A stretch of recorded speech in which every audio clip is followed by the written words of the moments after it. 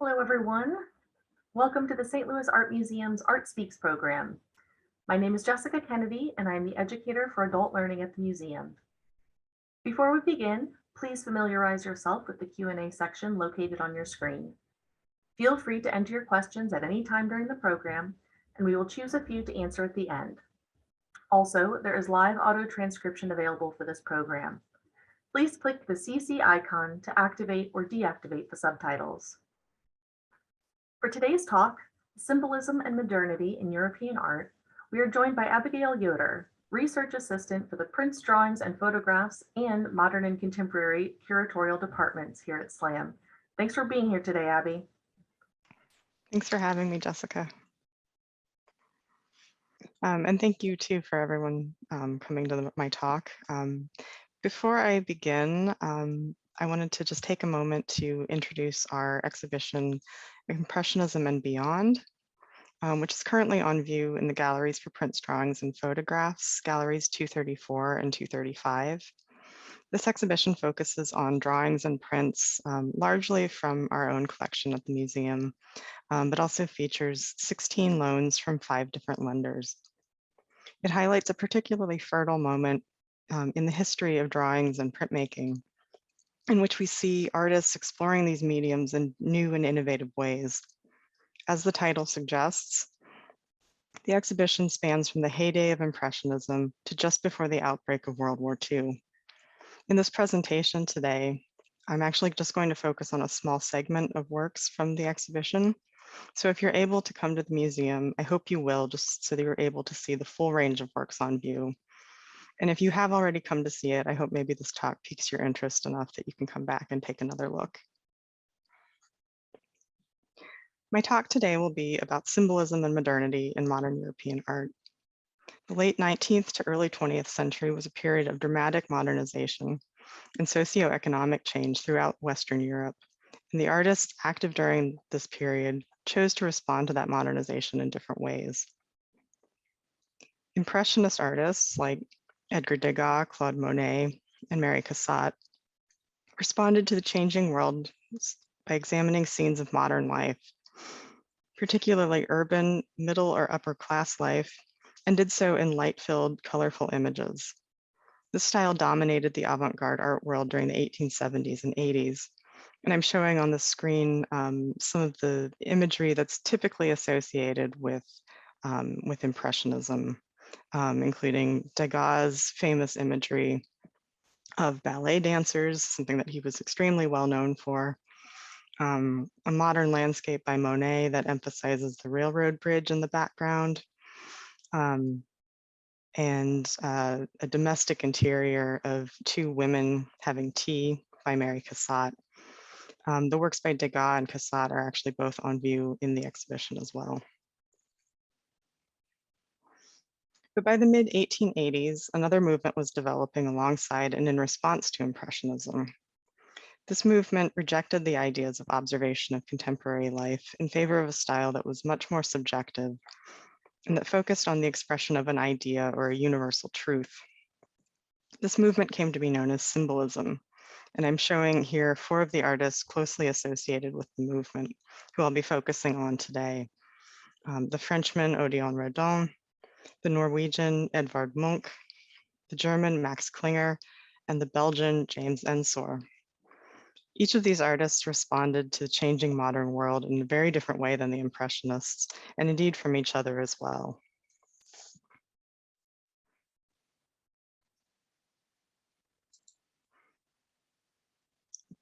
Before diving into a discussion of these artists, I wanted to first introduce the concept of symbolism as a movement, because it's sort of a complex movement that encompasses many different styles and techniques. It's largely international as well. So artists bring different ideas and motivations to it. The symbolist movement was first defined in France in 1886. Incidentally, the same year as the final Impressionist group exhibition. And symbolism actually began as a literary movement. It had the goal of rejecting the more rigid traditional structure of prose and poetry in favor of a freer, less restrictive use of language to evoke an idea or feeling. This idea of evocation and suggestion is really key to understanding symbolist literature and visual art. The idea would be indirectly expressed in a work of art as opposed to directly described or shown. This was then expanded to include visual art, music, and theater as well. The visual art component of symbolism was defined in 1891 when the critic Gabriel Albert Aurier published his article, Symbolism in Painting, Paul Gauguin. This laid out the principles that guiding his new visual aesthetic for symbolism. Basically that art should use symbols to express an idea or experience. Those symbols should be non-naturalistic, so they would be deformed or abstracted in some way, so as to identify them as symbols and not the objects themselves. As the title of his article suggests, Aurier viewed Paul Gauguin and later Vincent van Gogh as the most important figures of the symbolist movement.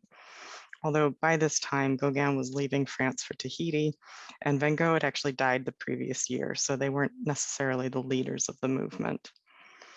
Aurier and his other writings on symbolism also identified a number of artists who served as sort of the precursors to, and in some cases still major players within the movement, because in actuality, the underpinnings of this had been in practice for decades already.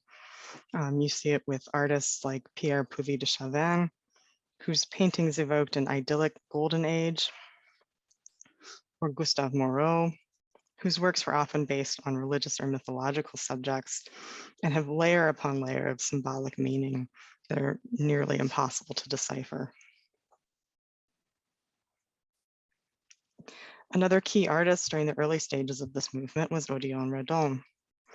Redon began his career in the 1870s alongside the Impressionists and even exhibited with them in 1886. But he didn't particularly like Impressionism as a style. And if you look at the images on the screen, you can probably see why. He's working in a very different style than they were. He considered Impressionism to be a slavish rendering of external appearances. And he believed rather that art should come from looking at the natural world, but using that as then a springboard for more fantastical elements to be incorporated.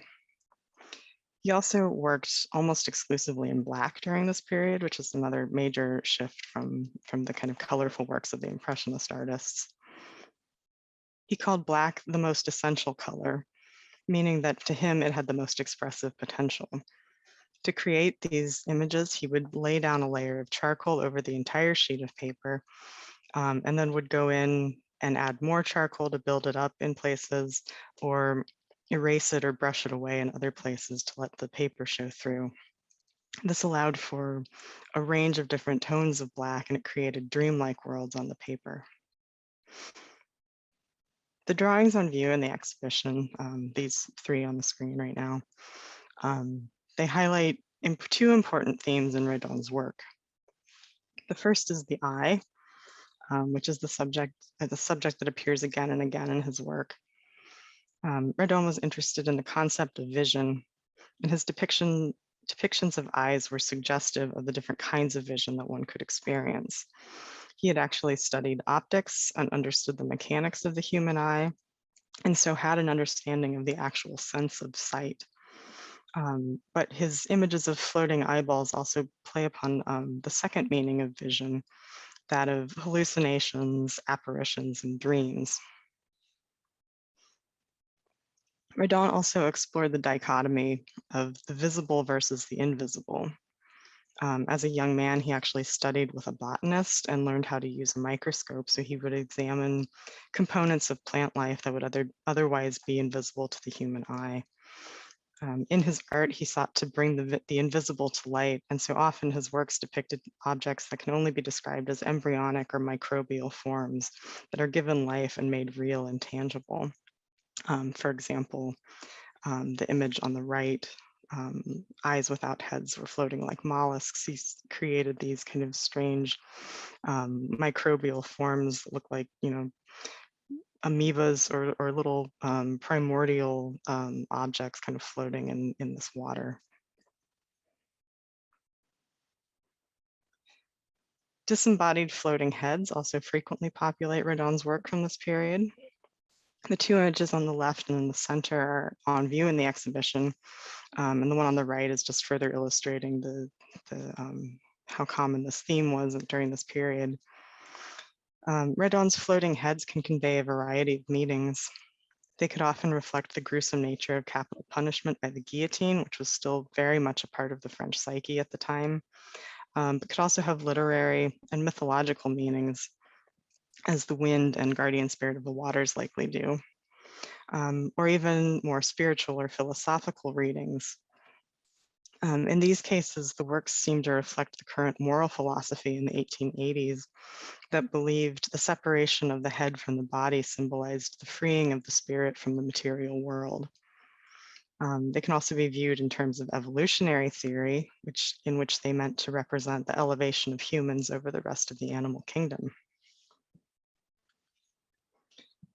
With the drawing Black Angel, it's also difficult not to notice that the figure depicted is the head of a Black man, and is being portrayed using very specific physiognomic traits, such as the low brow and the protruding lips that were at the time meant to indicate lower intelligence. Redon was certainly aware of this meeting. He attended lectures on evolutionary theory, which influenced several drawings and prints that he made during the late 1870s and 1880s, including Black Angel, and another example, the satyr shown here, which is kind of even more influenced by these physiognomic traits. Redon was interested in exploring the origins of existence, and in these cases, he seems to have been treating these figures as primordial beings that are taking the steps towards intelligence but struggling to achieve it. However, these physical traits were inherently racist. Complicating things further, the drawing also coincided with an exhibition of Nubian people who were brought to Paris and put on display for quote unquote scientific study, but mostly for entertainment purposes. And Redon's own feelings on these displays was complicated. He did attend them, but actually expressed sympathy and even admiration for the people that were there. He compared them favorably to the white European bourgeoisie, but then even this plays into the trope of the noble savage. So despite his complicated, if sympathetic feelings towards non-Europeans, this drawing still reflects the complex and problematic issues with race during the 19th century. Just a quick postscript on Redon. These works aren't on view in the exhibition, but as I mentioned, he spent the first decades of his career working almost exclusively in Black. By the 1890s and into the early 20th century, he started to incorporate more color into his works until he was creating works like this that are just kind of these explosions of vibrant color, still very evocative, like his earlier works, but kind of done in this much more vibrant, colorful way. Redon was also extremely influential to a younger generation of artists. He didn't have students necessarily, but he had a tremendous amount of influence on the artists of the Nabi movement from the 1890s. This is a painting by Maurice Denis, who was one of the kind of founding members of that group. It's called Homage to Cézanne, and it shows a group of these young artists gathered around a still life by Cézanne. But the figure on the left here that's kind of placed in this position of importance is actually a portrait of Redon. And so he has all of these younger artists kind of looking to him for guidance and recognizing him as kind of the spiritual leader of their group. Some of the figures in this painting are also identifiable portraits, including this figure close to Redon here with the red beard is Edouard Vuillard. The figure kind of peering over the frame in the background is Denis himself. And then this figure on the right with the hat and smoking the pipe is Pierre Bonnard. And we have works by both Bonnard and Vuillard on view in the exhibition. You wouldn't know from looking at these works that they were influenced by Redon, but trust me, they were.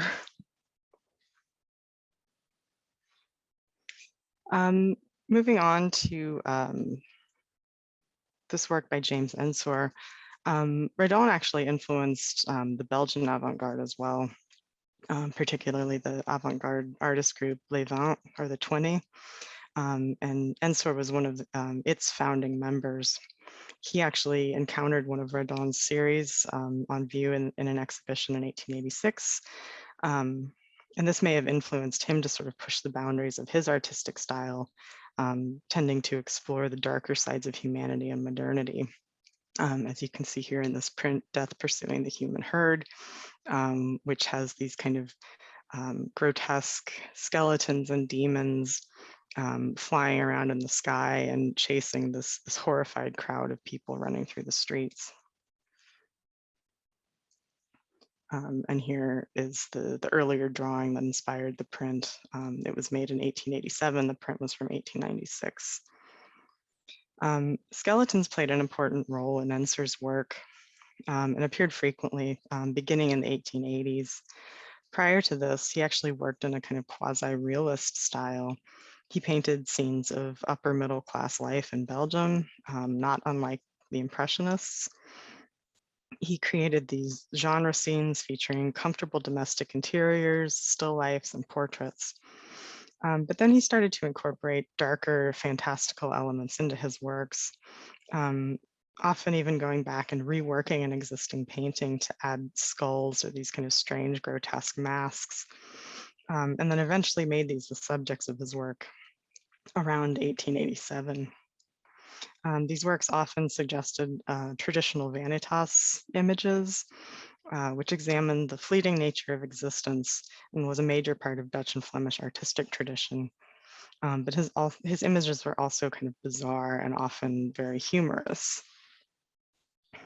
So you see these kind of quirky images revolving around the theme of skeletons or death. For example, in 1888, he etched My Portrait in 1960, which imagines what he would look like at the age of 100. So in this case, he's envisioned himself as a skeleton where he's propped up on a pillow and he still has this kind of wild hair growing out of his skull, but he's otherwise kind of just decomposed. His only remaining companions here are the massive hairy spider on the left, and it's just kind of the hint of 3 snails on the right by his feet. This is another self-portrait in Skeleton Painter. This scene clearly takes place in Ensor's own studio, seen by the paintings on the walls and the floor surrounding the painter. These are all identifiably Ensor's own work. He also used these sorts of images to satirize the socio-political climate in Belgium at the time. Belgium was actually developing into a modern industrialized state. And with this came kind of incredible tensions between the more conservative religious element of society and the more liberal side. So his satire here is exemplified in this massive painting, Christ's Entry into Brussels, 1889. This painting was nearly 12 feet wide and depicts a crowded procession in the streets of Brussels, combining both Christ's arrival and a Mardi Gras parade. So there's this throng of people in the street that is pushing right up to the edge of the picture. And so if you were standing in front of this painting as a viewer, you'd be met with this huge wave of people that's actually threatening to spill out of the frame. And then when you look more closely at the figures, you see these strange, grotesque faces and skeletons kind of interspersed through the crowd. Socio-political issues are on view here with the banner across the top that reads Vive la Sociale, long live socialism. And the figure of Christ, who would be the subject of this painting, is actually kind of lost in this throng of people. He's actually depicted here in the center, but no one's really paying attention to him. Also, interestingly, the figure of Christ is a self-portrait of Ensor, so make of that what you will. But this painting has really strong similarities to Death Pursuing the Human Herd. You can see with the crowd packing the streets and the really chaotic feeling of the rush of people. the strong interplay between religious beliefs with kind of demons attacking people. There's strong influence of Dutch and Flemish tradition here, like with artists like Bosch and Bruegel. And he's playing with the idea of tradition versus modernity. And speaking of strange, quirky skeletons, next we have this drawing by the German artist Max Klinger. This features the figure of death urinating into a lake. Klinger was another artist who was working a little earlier than the official definition of symbolism that had been established. But his work definitely falls under that umbrella, although interestingly, he sort of straddles the boundary between realism and symbolism in his works. This contradiction can actually be seen in what is probably his best known print series, Paraphrases on the Finding of a Glove, which is a series of images that basically just surrounds the story of a woman's lost glove. It starts out as a rather conventional narrative. There's this woman seen in a skating park and she's dropped her glove. So a young man retrieves it for her. And this could easily just be an image representing a scene of upper middle class leisure. There's a sense of immediacy to it and almost documentation of the image. But then as the series progresses, it kind of takes this turn into more dreamlike, fantastical imagery. The glove actually starts to take on a life of its own and is kind of shown in various scenarios where it's acting independently, like as a character in the story. But in the final few prints of the series, you can start to notice there's this strange bird-like face that starts to creep in the periphery of the images. And it builds up this anxiety, trying to figure out what this thing is until it comes to a head with what's probably Klinger's most famous print, Abduction, where there's this bizarre pterodactyl creature that's been stalking the glove for the last few images. It finally catches it and takes off with it. But so the series kind of runs the whole gamut of realistic scenes of everyday life into these very kind of strange, nightmarish images. You can see this contradiction in the roughly contemporary drawing Death at the Lake, as well as the related painting Death at the Water or Pissing Death.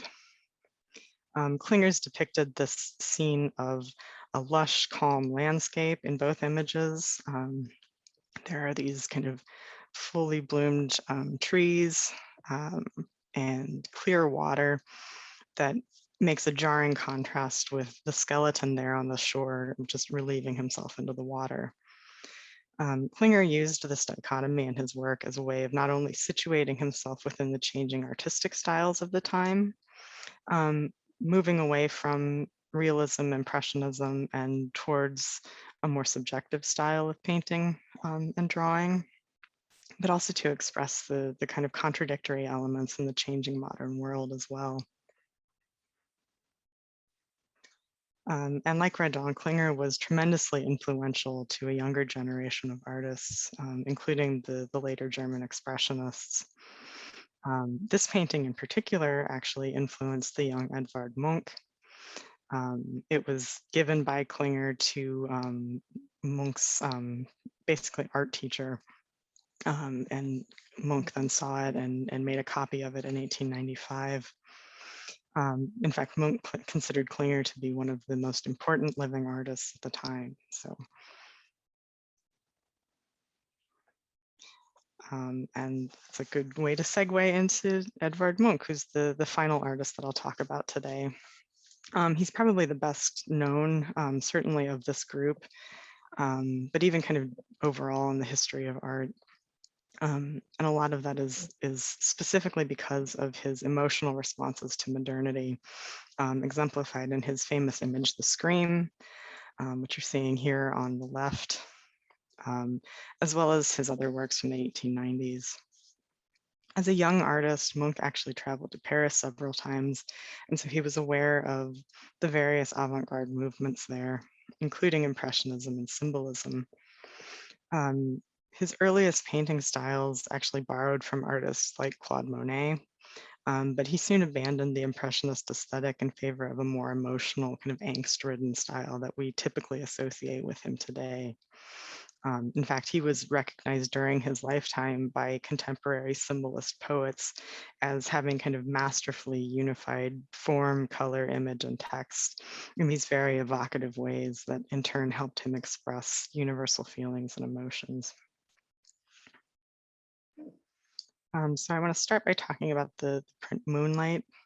This image actually started out as a painting from 1893, which I'm showing on the left.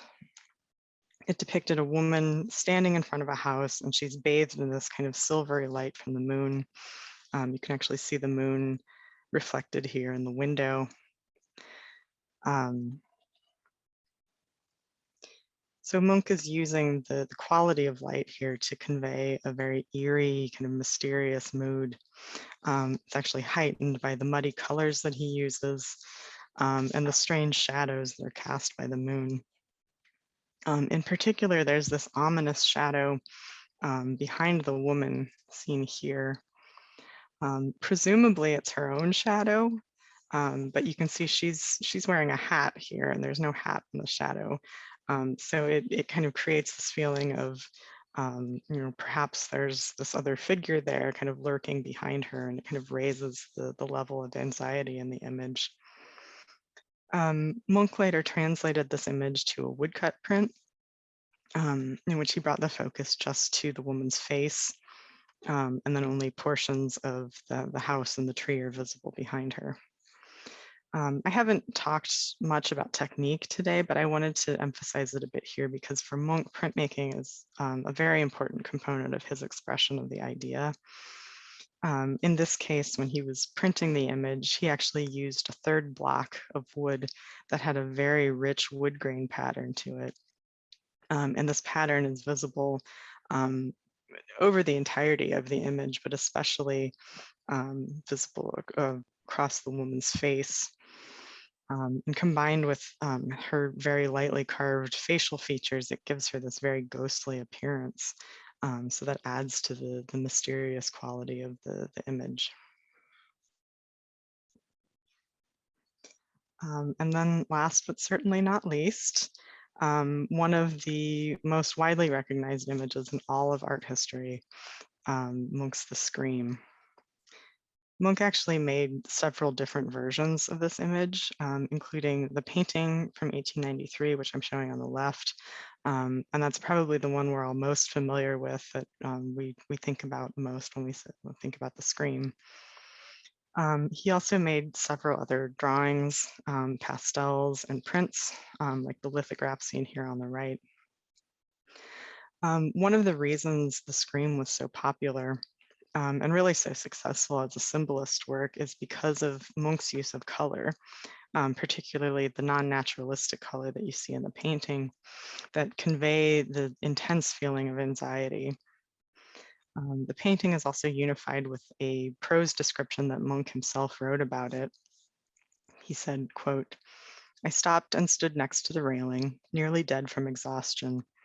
Above the blue-black fjord, blood-red clouds hung down like tongues of fire. My friends walked away, and alone, trembling with anguish, I noticed the massive, infinite cry of nature." So the color descriptions here especially help convey the feeling of anguish that he's describing.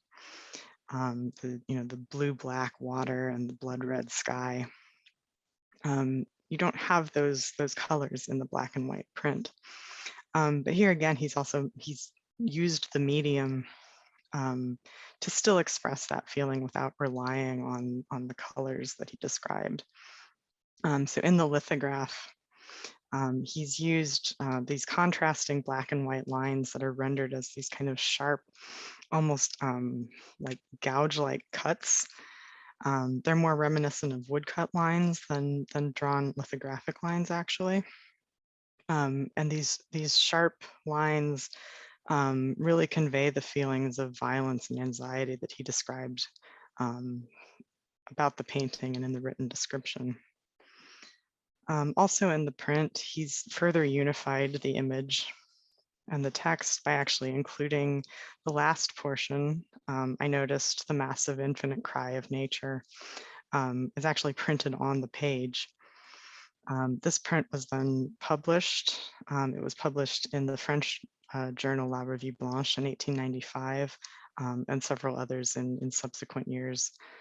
And so it was kind of widely disseminated, which is part of the reason why the Scream is so well known today. So that brings me to the end of my talk. This has just sort of scratched the surface of symbolist art from this period, so I hope it was informative and it's somewhat comprehensible. And I hope you'll also take an opportunity, if you can, to come back to the museum and actually look at some of these works up close, because they're really extraordinary. I'm happy now to answer any questions that anyone might have. Great, Thank you. Thank you, Abby. That was wonderful. So if you have a question, please type it into the Q&A section on your screen. And so in the meantime, I actually have a question. So I'm wondering, what kind of a market was there, if any, for these types of artwork? The artists of this movement kind of catered to a very specific patron, because the works are so difficult to decipher. They kind of really focused on the kind of educated elite. In fact, a lot of these artists cultivated just these very select groups of patrons that they worked for.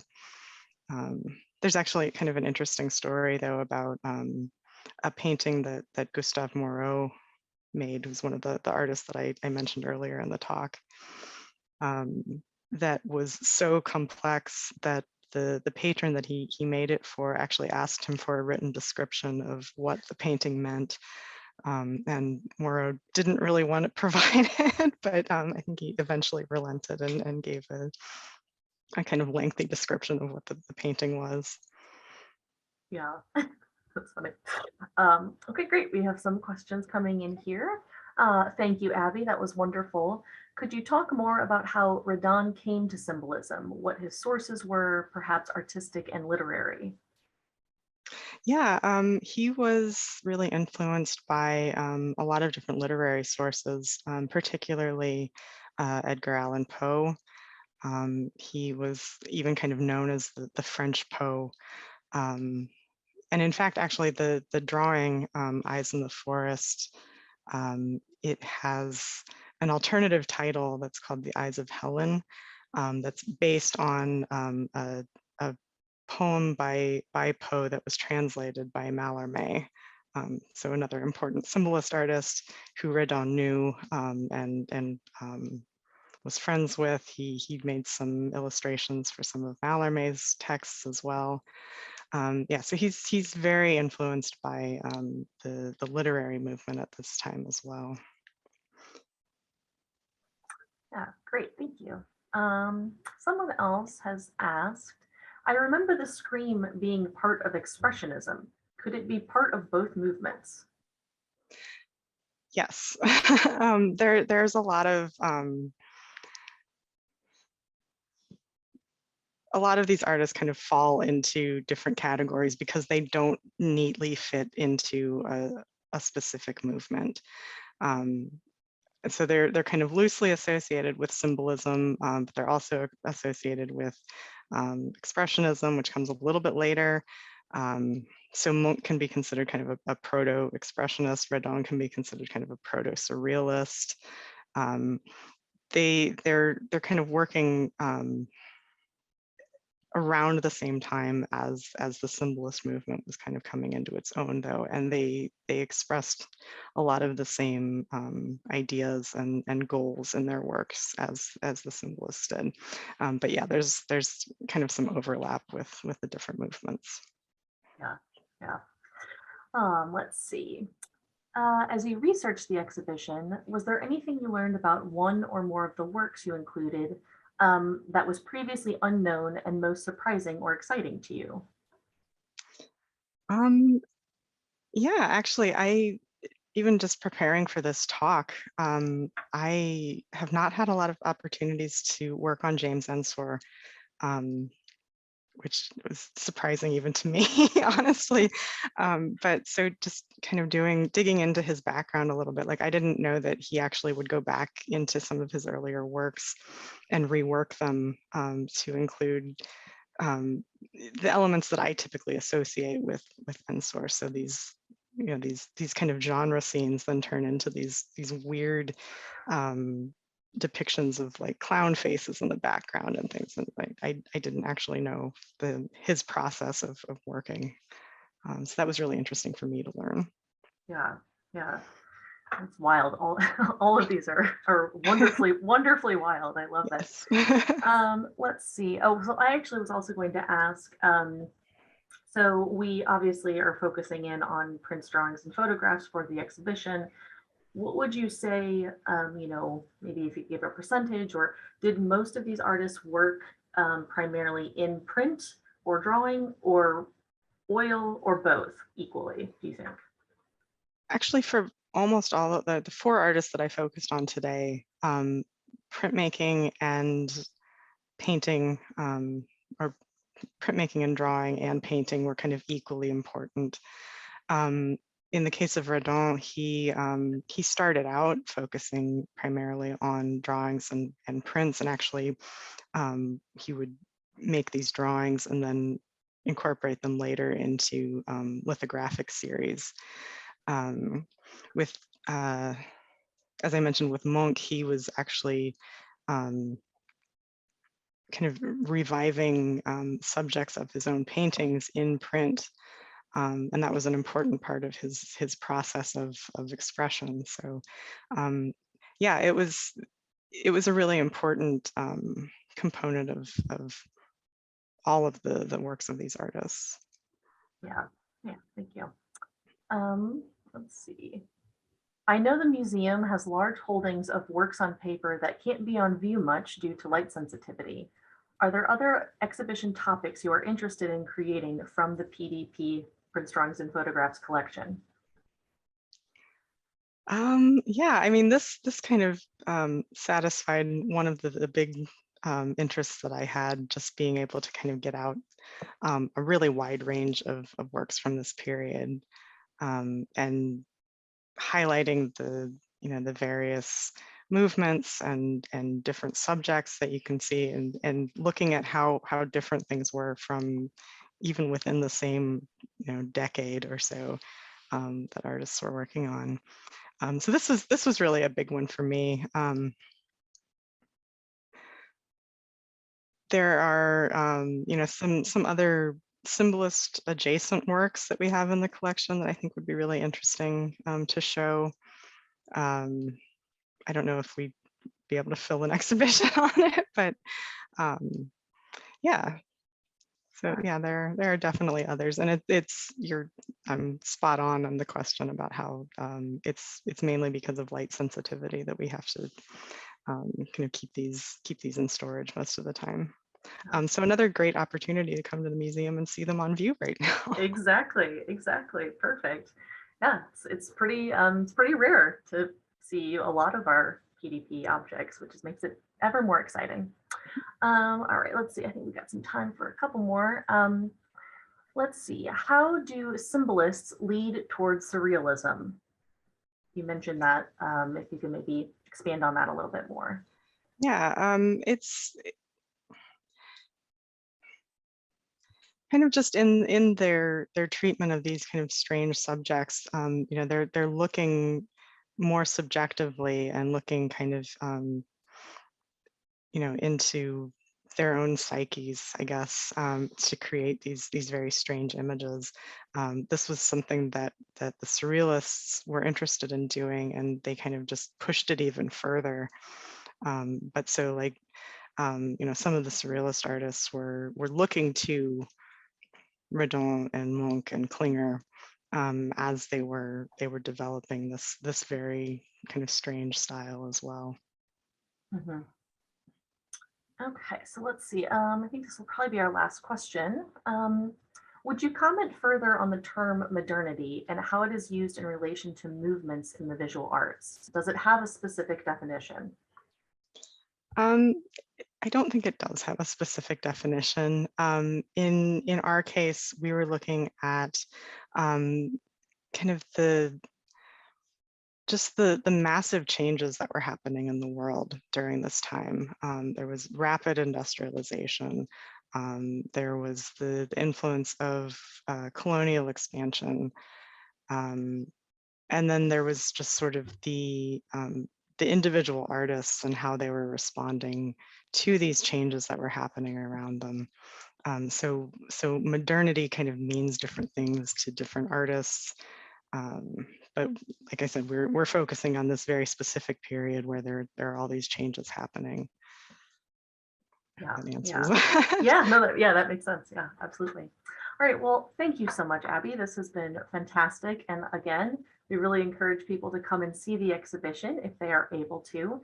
And of course, continue to visit slam.org/events to register for other upcoming virtual and in-person programming at the museum coming up in the next few months. So thanks again, everyone, and have a great day.